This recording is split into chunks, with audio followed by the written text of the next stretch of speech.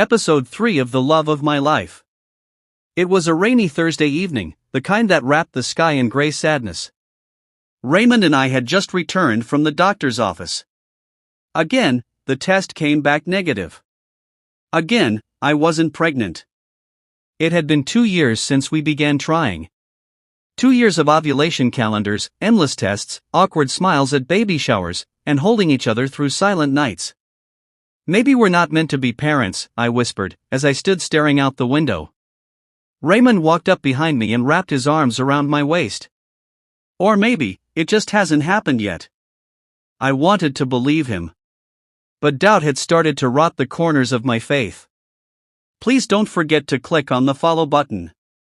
One hot afternoon, there was a knock on our gate. I was home alone, reading. The security man came up the stairs looking uneasy. "Madam, one small girl day outside. She says she wants see Mr. Raymond." "A girl?" I asked, confused. He nodded. "She says she be him Pekin." I froze. "Bring her in," I said, my heart thudding. A minute later, a girl no older than 8 stepped into my living room.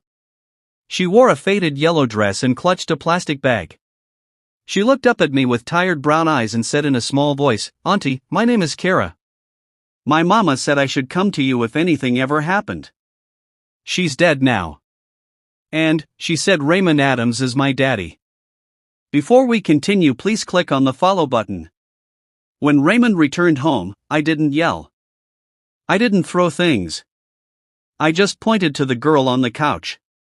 He looked at her and paled. He staggered back like he'd seen a ghost. "Amelia," he whispered, I didn't know." "Don't lie to me," I said calmly. "Who is her mother?" He sank into the chair. "Her name was Tonia. Before I met you. We were together briefly during my NYSC in Bainway. She left without a word. I didn't even know she was pregnant." I stared at him. Everything in me wanted to scream, but I looked at Kara, quiet, confused, scared, and I swallowed the fire. She had lost her mother. She had nowhere else to go. She was innocent. Please click on the follow button before we continue. I tried to adjust, but it wasn't easy. Kara was polite, smart, and quiet, but every time I looked at her, I saw the life I couldn't give Raymond. Raymond was patient, trying to learn fatherhood one small step at a time. But he was walking a tightrope between me and a past that now lived under our roof. One night, I lost it. "I have been bleeding inside for years, Raymond. And now, you get to be a father without me? Do you know what that feels like?" He looked at me, broken. "I didn't ask for this, Amelia. I didn't even know she existed. But she's here now. And she's a child. Our pain is not her fault." I cried that whole night in the guest room. But the next morning, I made a decision. Please like, comment, share, and follow me for more stories. Kara got sick one weekend. Malaria. High fever. She called me mummy in her sleep while I wiped her forehead. Something shifted. This child had no agenda. No guilt. No desire to hurt me. She just wanted love. And maybe I had some to give.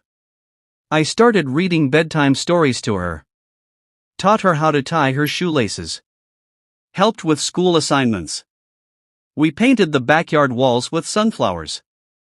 One day, she gave me a drawing. It was the 3 of us smiling under a bright yellow sun. She had written, "My family." I cried again. But this time, the tears were softer. Please follow for more stories. It's been a year now. Kara calls me mummy without hesitation. I sign her school forms. I brush her hair before church. She sits between Raymond and I every evening for movie night. I still don't have a child of my own. Maybe I never will. But life has a strange way of filling our empty spaces. Raymond and I are stronger. Not because we were perfect, but because we learned to bend without breaking. To love even when it hurts. Kara is not the child I prayed for. But she is the child God knew I needed. And as I watch her fall asleep beside me, her tiny hand in mine, I realize something. The love of my life didn't just give me a husband. He gave me a daughter. Thank you for watching. Please like, comment, share and follow me for more stories on the love of my life. Bye for now.